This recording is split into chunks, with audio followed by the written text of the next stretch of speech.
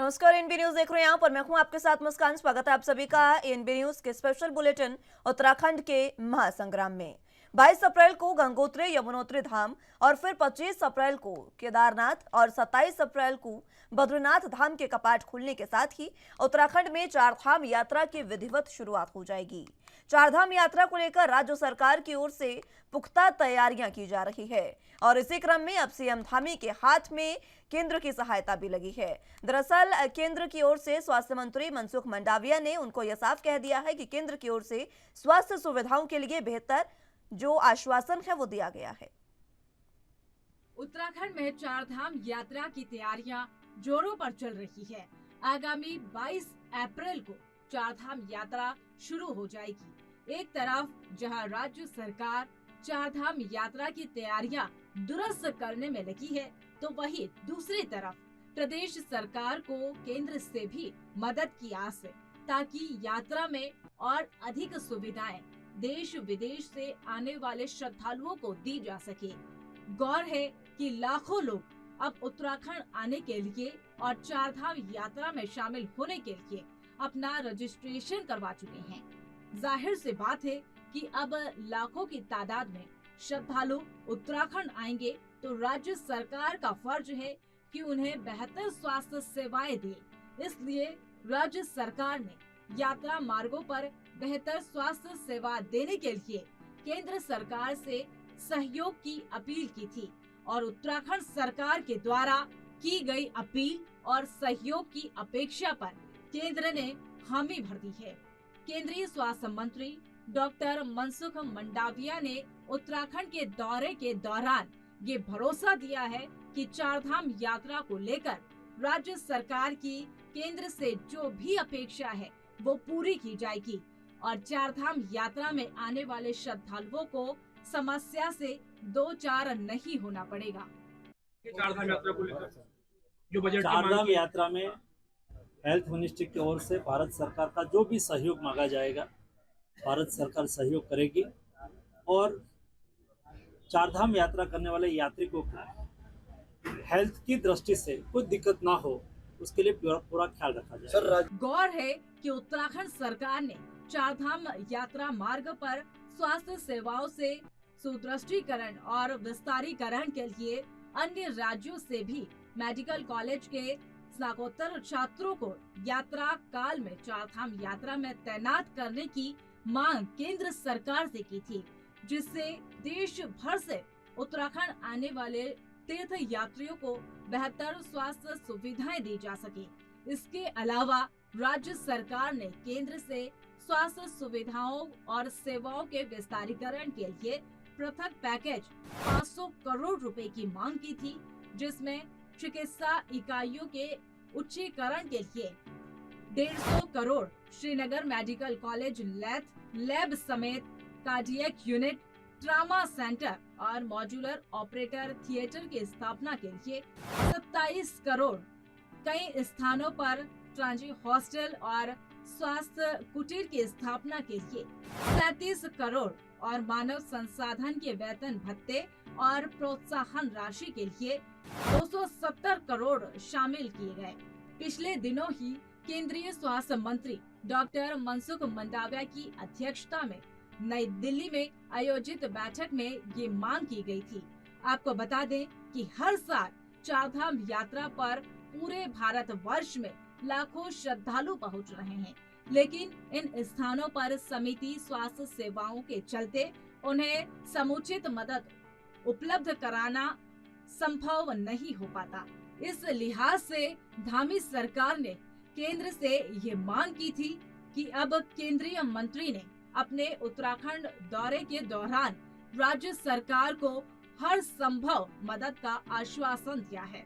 उम्मीद यही है कि इस वर्ष चारधाम यात्रियों को इस बार बेहतर स्वास्थ्य सुविधाएं मुहैया होगी। एनबी न्यूज के लिए देहरादून से तारिक अंसारी की रिपोर्ट।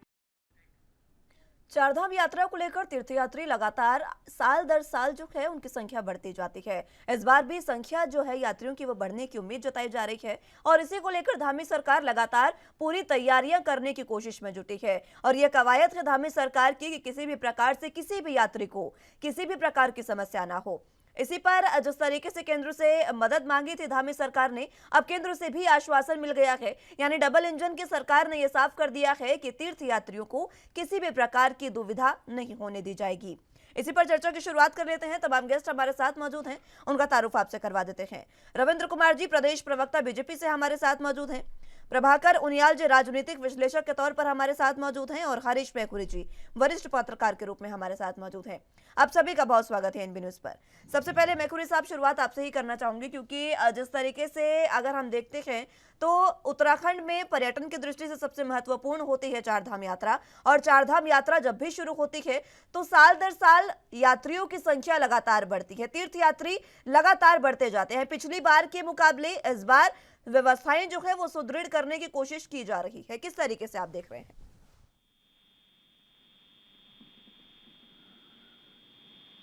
हरीश मैकुरी जी, आवाज मिल पा रही है आपको?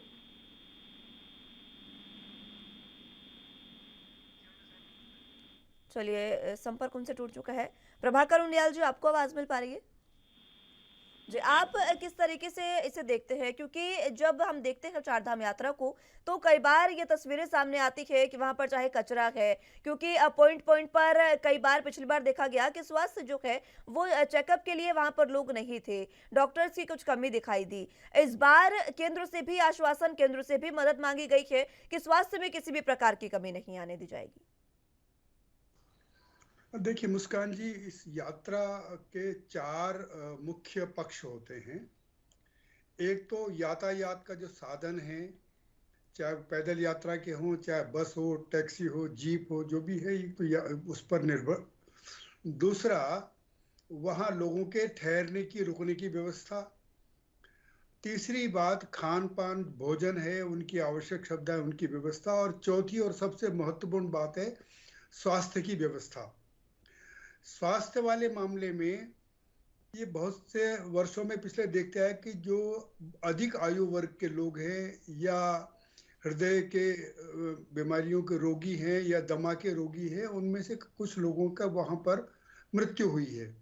ये चिंताजनक बात है, ये प्रदेश के लिए अच्छा नहीं है।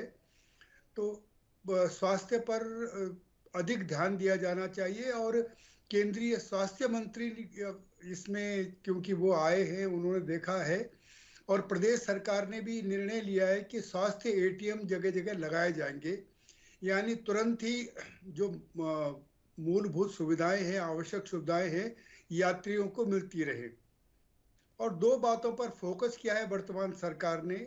एक तो स्थान स्थान पर टूरिस्ट जो हाउसेज हैं उनकी व्यवस्था हो, और दूसरी चिकित्सा के सब जगह उत्तम व्यवस्था हो, चाहे श्रीनगर में हो, रुद्रप्रयाग में हो, या जहां पर जो महत्वपूर्ण पड़ाव है वहां पर व्यवस्था होनी चाहिए। 500 करोड़ रुपए की इसके लिए सरकार ने केंद्र से मांग भी की है, और केंद्रीय स्वास्थ्य मंत्री ने आश्वासन दिया है कि जहां भी जो भी आवश्यकता होगी, हर संभव सहायता केंद्र सरकार इस मामले में उपलब्ध कराएगी।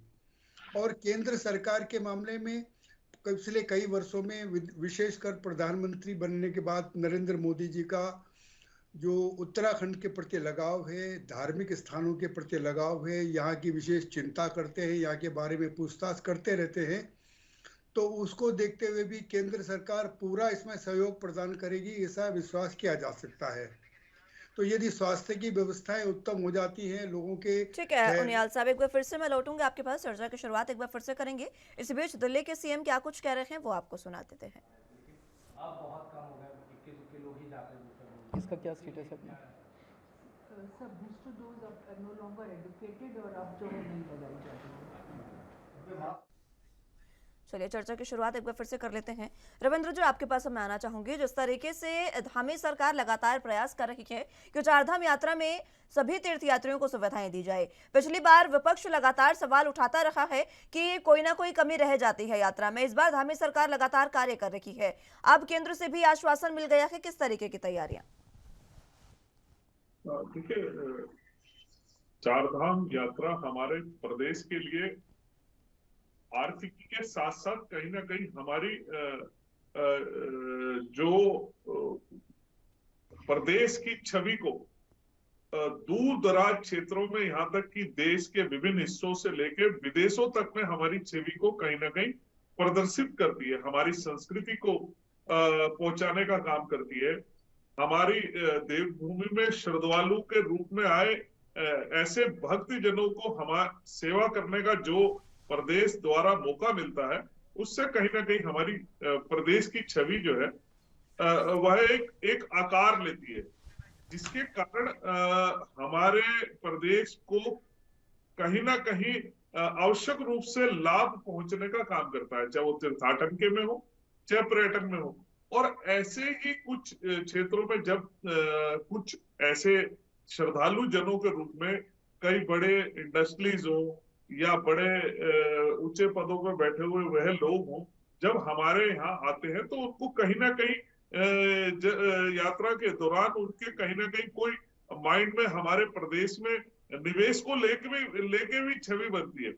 तो इसलिए ये यात्रा जो है और ज्यादा सुगम करने की दिशा में जिस प्रकार से माननीय नरेंद्र मोदी जी के आने के बाद जिस प्रकार 750 करोड़ रुपए। ठीक है रविंद्र जी, एक बार फिर से मैं लौटूंगी आपके पास, लेकिन जिस तरीके से ये लगातार धामी सरकार कोशिश कर रही है किस तरीके से चारधाम यात्रा को सुगम बनाया जाए सभी यात्रियों के लिए, इसको लेकर विधिवत रूप से शुरुआत जब यात्रा की होगी तो इस बार उसमें पुख्ता जो तैयारियां हैं वो धामी सरकार कर रही है और इस बार आश्वासन केंद्र से भी मिला है। दरअसल धामी सरकार ने यह आश्वासन मांगा था, केंद्र से मदद मांगी थी कि स्वास्थ्य सुविधाएं जो है उनमें केंद्र से मदद दी जाए, ताकि हर चेक पॉइंट पर, हर एक कुछ किलोमीटर के दायरे पर जो डॉक्टर्स हैं उनके कैंप स्थापित किए जाएं और किसी भी प्रकार से अगर किसी यात्री को कोई भी दिक्कत परेशानी महसूस होती है तो वहां पर वो जाकर अपना इलाज करवा सकते हैं, क्योंकि जब ऊपर की तरफ जाते हैं तो उस समय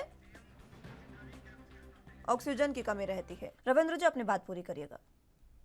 हाँ देखिए, मैं बता रहा था कि यात्रा हमारे प्रदेश के लिए और हमारे लिए क्यों जरूरी है कि जिस प्रकार से प्रधानमंत्री नरेंद्र मोदी जी के आने के बाद चाहे केदारनाथ को 750 करोड़ रुपए का पुनर्निर्माण योजना के तहत जो है उसका पुनर्निर्माण कराना हो, बद्रीनाथ के लिए 550 करोड़ रुपए हो, और रोप वे से जोड़ने के लिए हेमकुंड साहिब हो, गोविंद घाट हो, केदारनाथ घाटी हो, तो ऐसे तमाम जगहों के लिए इतना बड़ा डबल इंजन की सरकार होने का लाभ हमें मिला कि केंद्र द्वारा हमें पर्यटन और तीर्थाटन के लिए अधिक से अधिक हमारे को जो है उसको विकसित करने के लिए लगातार केंद्र से हमारे को लाभ मिल रहा है।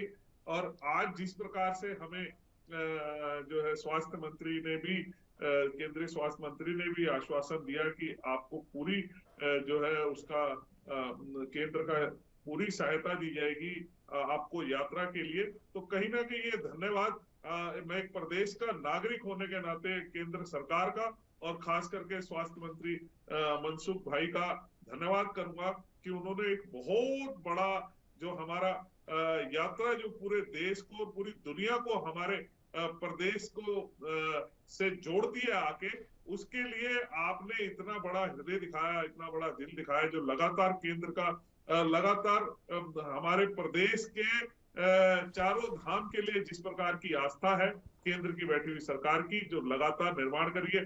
चाहे आप देखिए दिल्ली से देहरादून के लिए 2.5 घंटे के लिए जो एलिवेटेड रोड बन रही है, इसका भी कहीं ना कहीं लाभ आने वाले भविष्य में हमारे यात्रा को मिलेगा। चाहे एलिवेटेड रोड हो, चाहे ऑल वेदर रोड हो, चाहे रोप वे हो, चाहे गंगोत्री से डोईवाला से गंगोत्री के लिए रेल मार्ग के लिए सर्वे, अभी देखिए उसमें एक नया चीज वो आया है कि सर्वे हो रहा है कि अगर ऐसा हो गया तो आप समझिए कि हम गंगोत्री तक रेल के द्वारा जाएंगे।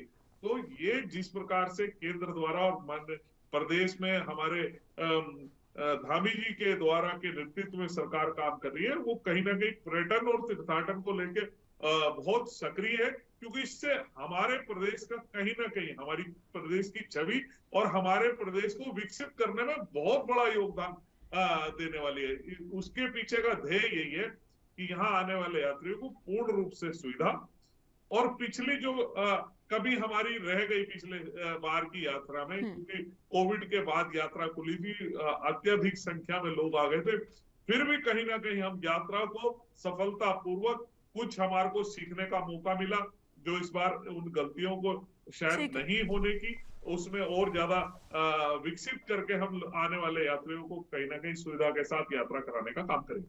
ठीक है, मैखुरी साहब आपको आवाज मिल पा रही है?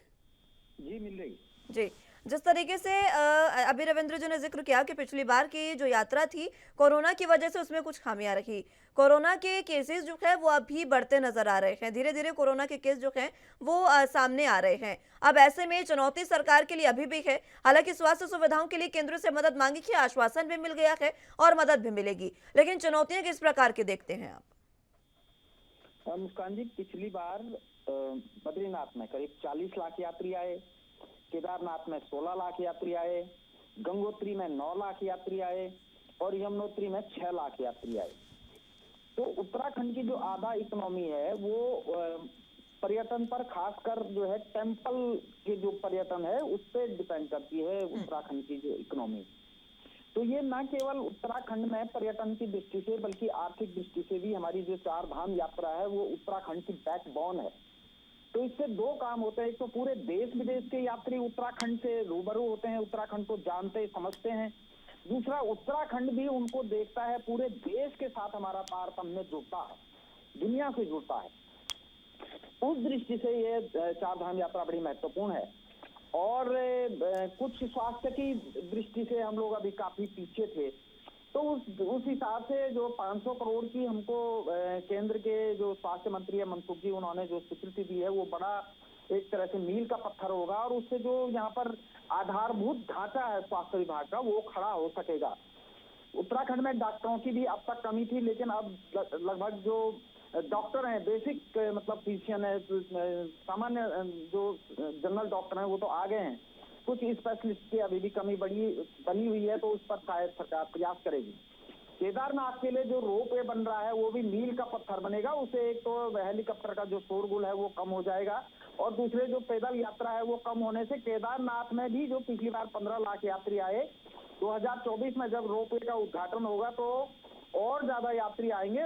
केदारनाथ में भी 30-40 लाख यात्री आ सकते हैं। और बद्रीनाथ में जो हमारी 4 धाम रोड कंप्लीट हो रही है, जो हमारे रेल प्रोजेक्ट धीरे धीरे अपने कंप्लीशन की तरफ बढ़ रहे हैं, उससे उत्तराखंड में भविष्य में 1 से 2 करोड़ यात्री आएंगे। उत्तराखंड में जितने होटल हैं पूरे यात्रा सीजन में फुल रहेंगे, हमारे गाड़ी वालों के पास पर्याप्त काम रहेगा, हमारे जो होटल ढाबे छोटे मोटे सड़क के किनारे काम करने वाले लोग हैं, रेडी ठेली वाले हैं, उनको भी काम मिलेगा। निश्चित रूप से एक मतलब शुभ संदेश है। और खासकर इन 6 सालों में जिस तरह से उत्तराखंड में जो बेसिक रोड का डेवलपमेंट हुआ है वो बड़ा काम है, ऐतिहासिक काम है। जो 4 धाम यात्रा मार्ग बन रहा है वो अब देश से ही बनता है, उसमें जाते हुए मतलब मैं तो बचपन से गया हूँ, अब रोडों में तो जिस तरह की खतरनाक रोड थी, चांद पर खेलकर लोग जाते थे, तो वो अब सब भूल जाएंगे। बहुत अच्छी रोड बन रही है, इससे यात्रा को भी लाभ होगा, उत्तराखंड को भी लाभ होगा, और जो यात्री आए उनकी जान भी सुरक्षित रहेगी। ठीक है, लेकिन चुनौतियां मैं जानना चाह रही हूँ आपसे किस तरीके की मैखुरी साहब रहेगी। हम लगातार बात कर रहे हैं, धामी सरकार कार्य कर रही है और मंशा भी है, नियत भी है धामी सरकार की कि किसी भी यात्री को परेशानी ना हो। केंद्र से जो सहायता मिलेगी क्या, क्योंकि पिछली बार एक कमी जो देखी गई थी वो हर 1 किलोमीटर के दायरे पर जो डॉक्टर्स के लिए कैंप लगाने थे यात्रियों के लिए वो नहीं लग पाए थे, क्या इस बार वो सुविधा हो पाएगी? मुस्कान जी, वो 1 किलोमीटर वाला तो नहीं हो पाएगा, लेकिन हम ये समझ पा रहे हैं कि हम यात्रा मार्ग पर कुछ चुनिंदा चिकित्सालयों में, खासकर जिला चिकित्सालयों में एक कार्डियोलॉजिस्ट भेज सकें, खासकर रुद्रप्रयाग, चमोली और उत्तरकाशी में, तो बड़ी उपलब्धि होगी। कार्डियोलॉजिस्ट का हमारे उत्तराखंड में अभी भी बहुत अभाव है, और ऑक्सीजन की कमी के कारण सबसे ज्यादा, और जो कोरोना हुआ है उसका जो कॉम्प्लिकेशन आए हैं वो ये हुआ कि कार्डियक अरेस्ट बहुत आ रहे हैं, पूरे देश में आ रहे हैं, युवा पीढ़ी को आ रहे हैं, तो बुजुर्गों के लिए निश्चित रूप से ये चैलेंजिंग है। कार्डियक अरेस्ट, जो हार्ट संबंधी दिक्कतें हैं और जो सांस मतलब ऑक्सीजन की कमी के कारण श्वास संबंधी दिक्कत होती है, तो वो चुनौतियां तो अभी भी बनी हुई हैं। और उसके लिए चाहे हम लोगों को उत्तराखंड सरकार को, खासकर हमारे जो स्वास्थ्य मंत्री हैं डॉक्टर धन सिंह रावत जी हैं, चाहे हमारे मुख्यमंत्री जी हैं, वो देश भर में कांटेक्ट करें और जो उत्तराखंड में कार्डियोलॉजिस्ट है, कम उत्तरकाशी हो गया, रुद्रप्रयाग हो गया, चमोली जिले में सभी चिकित्सालयों में एक एक कार्डियोलॉजिस्ट हो जाए तो निश्चित रूप से ये समस्या हल होगी। दूसरा, जो एक्सीडेंट होते हैं अब उसकी संभावना कुछ कम हो गई है, लेकिन फिर भी हमारे ट्रॉमा सेंटर हमें पर्याप्त मात्रा में चाहिए। तो उत्तरकाशी में गौरीकुंड में एक ट्रॉमा सेंटर हो जाए, उखीमठ में एक ट्रॉमा सेंटर हो जाए, रुद्रप्रयाग में हो जाए, कर्णप्रयाग में हो जाए, जोशीमठ में हो जाए, तो बहुत लाभ होगा। तो ट्रॉमा सेंटर और कार्डियोलॉजी के जो डॉक्टर हैं वो आने चाहिए उत्तराखंड। ठीक है। प्रभाकर जी, एक सवाल मेरा आपसे, क्योंकि अब हम जब भी अक्सर अगर कभी भी हम जाते हैं यात्रा में तो आसपास हम ये मंजर देखते हैं जिसमें जो खच्चर होते हैं, घोड़े होते हैं जिन पर लेकर जाया जाता है यात्रियों को, उनकी मौत हो जाती है, वो कई बार वहां पर पड़े मिलते हैं। क्या इसके लिए कोई ऑप्शन सरकार तलाश सकती है? क्योंकि जिस तरीके से जानवरों को लेकर जाते हैं, हालांकि ये रोजगार है वहां के लोगों का, लेकिन क्या इसका कोई ऑप्शन हो सकता है? देखिए, जैसे अभी मैखुरी जी बता रहे थे, केदारनाथ में रोपवे बनेगी तो ये सब चीज़ें काफ़ी कम हो जाएंगी, पैदल यात्रा भी कम होंगी और घोड़े खच्चर की भी कम आवश्यकता पड़ेगी। ये अच्छी सड़कों के अभाव में, वैकल्पिक व्यवस्था के अभाव में लोग खच्चर से जाते हैं और उन जानवरों की तरफ जितना ध्यान दिया जाना चाहिए, अतीत का अनुभव ये है कि उतना ध्यान उनकी तरफ दिया नहीं गया। उनके चिकित्सा के लिए, उन पर होने वाली जो बीमारियां हैं उनके साथ उस पर, और दूसरी बात है कि उनको जितना विश्राम मिलना चाहिए, जिस प्रकार से उनको भोजन मिलना चाहिए पशुओं को, उसकी भी व्यवस्था नहीं हो पाती, उनके विश्राम की व्यवस्था नहीं हो पाती। ये कुछ कठिनाइयां हैं जो सामने आती रही हैं अतीत में भी। तो सरकार इस बिंदुओं पर, क्योंकि ये सरकार, ये देखने में आया है कि ये वर्तमान सरकार संवेदनशील है, धार्मिक व्यवस्था के प्रति, धार्मिक यात्राओं के प्रति उसका विशेष आग्रह है, और वर्तमान मुख्यमंत्री युवा हैं और जहां आवश्यकता होती है, जहां ध्यान देने की जरूरत होती है, वहां तुरंत पहुंचते हैं, तुरंत ध्यान देते हैं और उसका समाधान करते हैं। तो वर्तमान नेतृत्व, प्रदेश का राजनीतिक नेतृत्व, सरकारी नेतृत्व, और जैसे स्वास्थ्य मंत्री हैं धन सिंह जी या पर्यटन मंत्री हैं सतपाल महाराज जी, सभी लोग रुचि लेकर के काम कर रहे हैं। तो जो कुछ अब व्यवस्थाएं दिखाई दे रही हैं वो सारी व्यवस्थाएं नियंत्रण में आ जाएंगी, स्थिति में बहुत अच्छा सुधार होगा, ऐसा विश्वास किया जा सकता है। ठीक है रविंद्र जी, एक जो समस्या जिस तरीके से प्रभाकर जी ने कही कि घोड़े खच्चर जो हैं उनकी ओर ज़्यादा ध्यान पूर्ण रूप से नहीं दिया जाता, सरकार को इस पर भी ध्यान देने की ज़रूरत है। और दूसरा ये कि अगर रोपवे बनाया जा रहा है तो ये जो घोड़े खच्चर वाले लोग हैं इनका रोजगार कहीं ना कहीं छिनेगा, इसके लिए सरकार क्या तैयारी कर रही है? देखिए, मैंने बताया था कि जिस प्रकार से रोपवे का निर्माण केदारनाथ, गोविंद घाट, हेमकुंड में इसका शिलान्यास हो गया है और ये लगभग 2430 करोड़ रुपए की योजना है। तो देखिए, अगर खच्चर पे या घोड़ों पे या वो कांडी लेके चलते हैं, उनका काम अगर खत्म होगा तो इसके एवज में कुछ और नए काम जुड़ जाएंगे। देखिए, जिस प्रकार से अभी माननीय मुखर्जी जी ने भी बताया कि जब इतनी बड़ी तादाद में हम सुविधा और यात्रा को सरल करने में जब लगाएंगे तो बहुत सारे नए काम सृजित अपने आप हो जाएंगे। तो मैं ये समझता हूँ कि जो ये इस प्रकार का जो अभी ये काम कर रहे हैं उनको आने वाले समय में और दूसरे कई कामों में उनकी उपयोगिता में लाया जा सकता है। ठीक है।